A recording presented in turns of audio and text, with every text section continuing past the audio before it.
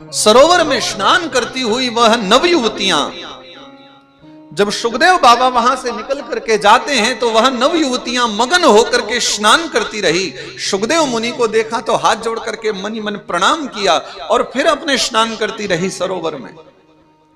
पर ज्यों ही वो बूढ़े बाबा जी वहां से निकले तो घबरा करके शर्माते हुए वो देवियां, वह नवयुवतियां, वह नवयौवना कन्याएं दौड़ करके अपने अपने कपड़ों को अपने वस्त्रों से लगाने लगी।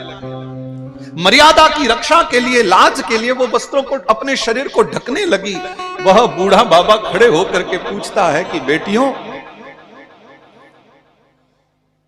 तुम मेरी पोती की उम्र की हो, इस बूढ़े शरीर को देख करके तुम लाज कर रही हो, और मेरा वह नवयुवक बेटा जो अभी अपनी भरी जवानी की अवस्था में है, वो यहां से निकल करके गया और तुमको बिल्कुल संकोच नहीं हुआ।